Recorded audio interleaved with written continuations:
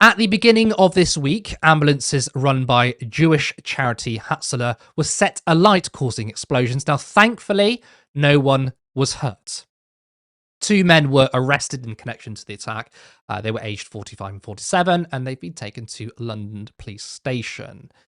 Now, this has been labelled an anti-Semitic attack, and now security services are investigating whether this attack is linked to Iran. Security agencies are investigating whether a group linked to Iran is behind an arson attack on 4 ambulances belonging to a Jewish charity in North London. The Metropolitan Police said efforts to authenticate a claim of responsibility made by a group known as Hakarat Ashab al-Yaman al-Islamiyah, were a priority as the force sought to track 3 hooded people caught on CCTV at the scene. It is understood MI5, which is working closely with counter-terrorism officers, has not ruled out Tehran's involvement in the explosions in Golders Green, an area of North London that has a large Jewish community. But security sources also cautioned against a rush to tie Iran to the arson, leaving open the possibility of an anti-Semitic attack with no link to Iran or any organised group. It has not so far been designated as a terrorist incident. The group, whose name translates as the Islamic Movement of the Companions of the Right, and which the Israeli government has linked to Iran, has claimed responsibility for similar attacks against Jewish institutions in the Netherlands and Belgium in recent weeks. Now, whenever we see, or whenever an anti-Semitic attack occurs, there are those who assume it's a false flag attack. And when people do this, it gives me really bad vibes, because any attack that includes the Jewish community always comes with accusations of Mossad. However, I do want to point out that some other people have said in relation to this particular incident that there are some inconsistencies. And no, these aren't conspiracists, these are respected journalists. This is researcher and activist Philip Proudfoot. It is very unusual for an apparently resistance-linked organisation to refer to the lands of Israel. The almost universal way of referring to Israel by those organisations is the Zionist entity. And this is a quote tweet of what Loki said. It is worthy of note that the group which is claiming responsibility for the burning of ambulances last night refers to Palestine as the land of Israel. It does so in both English and Arabic, which is particularly unusual. He continues, a supposedly anti-Zionist group referring to Palestine as a land of Israel in Arabic is completely unusual. It has also been drawn to my attention that the Hebrew word used for immigration in this statement is aliyah, which has specific Zionist connotations. If we accept that this is an Iran-linked organization, as is being claimed, it is safe to say that through its use of words like the land of Israel instead of the Zionist entity, it will be the first in history of such groups to actually recognize Israel. Not likely. This was also pointed out by Navaris Arabistani. Iranian schoolbooks don't even refer to Israel on a map. Rather odd if Iranians suddenly use it here in a political statement. Will certainly be interesting to see what a police investigation shows. There should be serious resources committed to it. This then led to this exchange. James Hartfield said, Arabistani flirting with the false flag lies about the Golders Green attack. Aaron responds by saying, why do you continually lie about me? Very odd.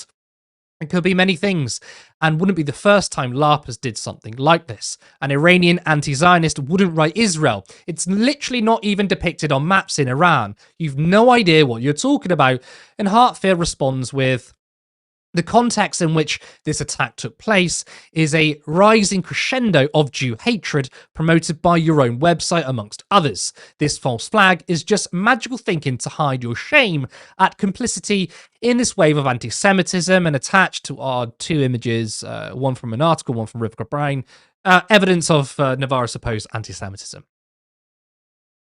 I want to be extremely clear here, right? I don't know if this was a false flag. I think it's incredibly unwise to say that it definitely is, because we can't know for sure. It's more than likely that this was a horrific anti-Semitic attack. And when we look back to the Bondi Beach massacre, the synagogue attack in Manchester, these were awful crimes committed by people who blamed Jewish people for the crimes of Israel, and there were a subsection of people who called it a false flag. Now, in this instance, it is strange that a so-called Iranian group used the term Land of Israel. It's weird. But there's also another element to this, which is that, you know, this was carried out by a bunch of anti-Semites who have no wider connection, and Israel or others are trying to form a connection between just deranged people and Iran, which is kind of another form of false flag. That it wasn't Israel or the Mossad who carried out the attack, but are trying to pin it on a group. Again, we do not know. And look, I don't have a problem with journalists questioning these irregularities. That is the job of journalists. And I don't think it makes you anti-Semitic. I don't think that Loki or Philip Proudfoot or Aaron Bastani are anti-Semites for making an observation. And it is a historical fact that Israel has engaged in false flags. But I don't think it's healthy to make a habit of it. It's better journalistic practice to question something when you've seen some evidence than to assume that everything is a false flag because the victims are Jewish. I think these are separate things. However, one thing is guaranteed is that a depraved attack has been weaponized by the usual suspects. Right-wing influencer Ollie London said, "This is what Free Palestine activists mean when they chant globalize the Intifada." Now, on a very rare occasion, I'm going to defend Keir Starmer, sort of. Melanie Phillips blamed the rise of anti-Semitism on Starmer after he condemned the anti-Semitic attack. No place for anti-Semitism. You have fueled rampant murderous anti-Semitism by your lies about Israel, toleration of hate marches calling for the death of Jews, and genuflection to Islamist pressure. Spare us the crocodile tears. Now, Melanie Phillips is a genuine disgusting person, by the way. She is a racist. She is Islamophobic. She hates Arabs and Palestinians. That's true. She's an ultra-Zionist. A horrible person who should never say anything about racism. But how has Keir Starmer facilitated, like, a huge rise in anti-Semitism? I mean, he purged everyone inside the Labour Party for standing up to Palestinians, or standing up for Palestinians. He's done things to try and appease Zionists like Phillips, yet she and many others think Starmer is to blame. And then she goes and talks about the so-called hate marches. No, they are ceasefire marches, as we've explained time and time again. They are pro-Palestine marches. But Melanie Phillips lies again and says, oh, these are hate marches that says kill all Jews. No one's saying that, especially not the Jewish people who are part of the pro-Palestine marches. Right-wing columnist Alison Pearson believes the BBC have played a part. There is no doubt that BBC News has legitimised anti-Semitism and helped produce an atmosphere in which Jewish ambulances are burnt to the ground. The BBC is no longer a public service broadcaster worthy of the licence fee. That's deranged. That's crazy. I mean, the same BBC that continually provided cover for Israel, when Nick Robinson can't even bring himself to call it a genocide, the same BBC which aired the John Ware documentary on the so-called Labour anti-Semitism crisis under Jeremy Corbyn, where they platformed people who smeared anti-Zionist Jewish members, who was the leading outlet in manufacturing the crisis, are actually anti-Semitic. Now, granted, I think weaponization of anti-Semitism is deeply anti-Semitic, but I suspect she didn't mean it in that way. And whilst not using this attack for political gain, this statement from Boris Johnson is deeply ironic. What kind of maniacs attack a fleet of ambulances? The culprits must be caught and punished with exemplary severity to show that anti-Semitism has no place in Britain. I mean, who would do such a thing? I don't know. Israel? I mean, the state of Israel, which you support, Boris, by the way, they have attacked health workers on many occasions. They've murdered people, and they've murdered people in ambulances. And Boris Johnson, the same guy who's literally written anti-Semitic content, At a time when Jeremy Corbyn was Labour leader and Boris Johnson was Prime Minister, yet the media say that Jeremy Corbyn was the anti-Semite and ignored all of the actual anti-Semitic things that Boris Johnson wrote. Voice for Rabbis puts out a statement condemning the weaponization. The recent vandalism of Hatzalah... Sorry, I'll start that again. The recent vandalism of Hatzalah ambulances in Golders Green is being cynically exploited to manufacture a narrative of religious tension that simply does not exist. Zionists are once again weaponizing anti-Semitism, which they themselves provoke by hijacking the Jewish name and labeling it organic hatred. While we condemn all violence, we refuse to allow our reality to be distorted. British Jews and their Muslim neighbours have a long-standing history of peaceful coexistence. A former letter sent today by the Union of Orthodox Hebrew Congregations to 10 Downing Street confirms this truth, denouncing the fringe agitators who profit from fear. We reject any attempt to turn a local criminal act into a political tool for Zionist propaganda. Ben, a lot of things going on there. First of all, I mean, what do you make of the whole thing? I want to say, first of all, that there was some confusion in the chat. I was just watching some of the comments. There's some confusion in the chat about what Hatzalah are. Hatzalah ambulances, and I think they've got like a police type division as well, are basically the equivalent of like St. John's Ambulance or like the Red Crescent or the Red Cross, as in like... they're run by certain, and through certain religious groups, but they're not exclusively for those religious groups. You can join the Hatzalah, you can join St. John's Ambulance, you can join the Red Crescent without being a Muslim or a Christian or a Jewish person. And they will of course treat people who are Muslim, Jewish. It doesn't matter. Like literally, these are very, very good people, and it's always worth saying like. What they do is really, really cool. I absolutely love like the principle, the concept of it. It's awesome. Now, as you say, like every hospital in Gaza has been destroyed by Israeli forces at this point, and it is terrible that those Hatzalah ambulances were attacked. Thank God they were empty. I just wish that like the ambulances sent to rescue Hind Rajab had been empty when the Israelis struck it, instead of the two Red Crescent paramedics who were on their way to rescue a 6-year-old child who'd been filled with 330 bullets by Israeli forces, instead of them being killed. That would have been my preference. I think that if you say one, I think you just have to say the other. I think jumping to blame the BBC or Keir Starmer, obviously nonsensical, right? Where is this sudden adaptation of deep concern for systemic racism and the social impact of even like tangentially linking a minority group to violence? When a transphobe says, well, what if I identify as a woman? That's kind of what this reminds me of, because people like Melanie Phillips or Julie Hartley-Brewer for that matter, or Ollie London, they don't believe in the premise underlying the statement, right? They don't do this for other types of racism, and like the disingenuousness is integral there when someone says that. Just like when somebody says, well, what if I identify as a woman to be transphobic? You're like, well, you don't, because you don't believe the underlying principles about society in the first place to hold that sincere belief.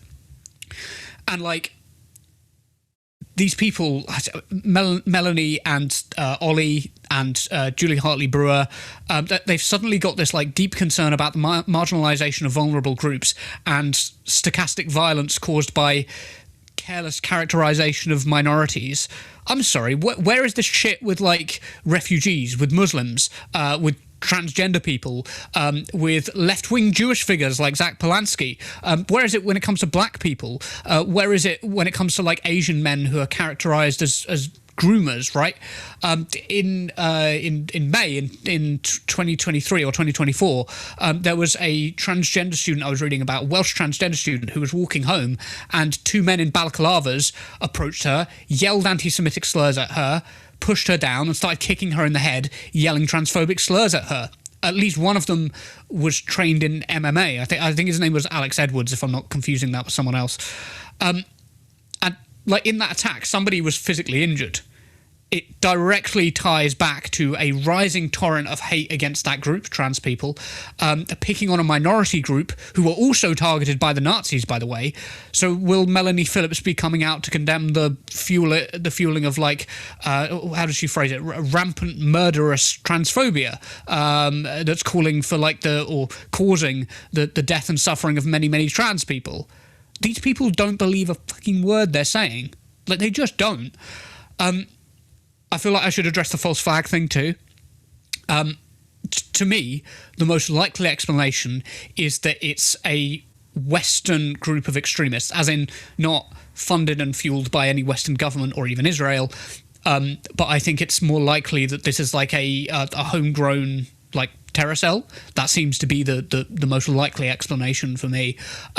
Or this is a group that have, like, sprung up spontaneously, and then the Iranian government have sort of tried to claim credit, and then have translated the statement from English, and so you end up with the word Israel being used directly in there, because if English is your first language, it could be a direct translation, if you see what I mean, because it could be like, well, to be fair, I preferred to it.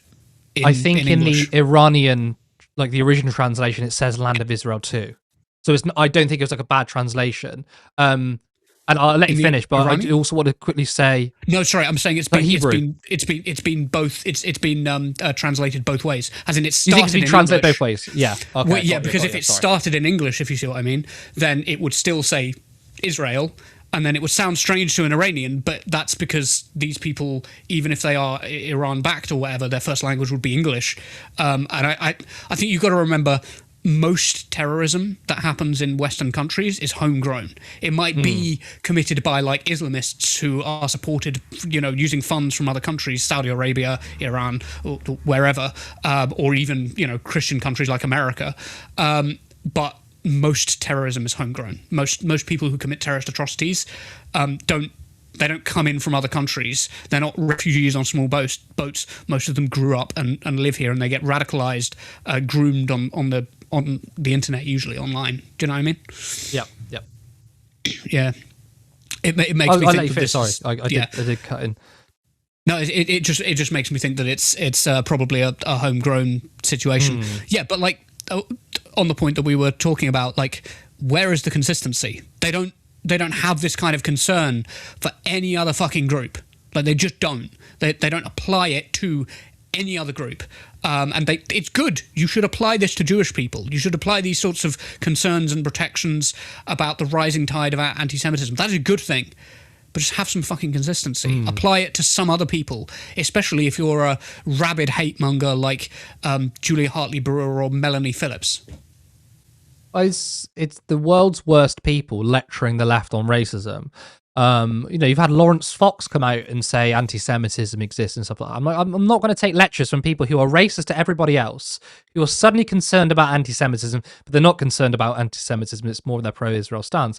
And they're lecturing people on the left on anti-racism, when, like, to be part of the left, I'm not saying that no lefties are racist, of course, that's ridiculous, but, like, one of the ideologies of the left is to stand up for equality based on oppression, or standing up for minorities. Like, that's part of the politics of us, right? We strive for it. We fail. Many times we do. A lot of us can be racist and sexist, right? But that's what we strive for. That's part of being the left. And it's crazy to see that JHB, Melanie Phillips, Lawrence Fox, whoever can say the most disgusting things about people of color, about Muslims, but suddenly they're really, really anti-racist when it comes to Jewish people. It's crazy.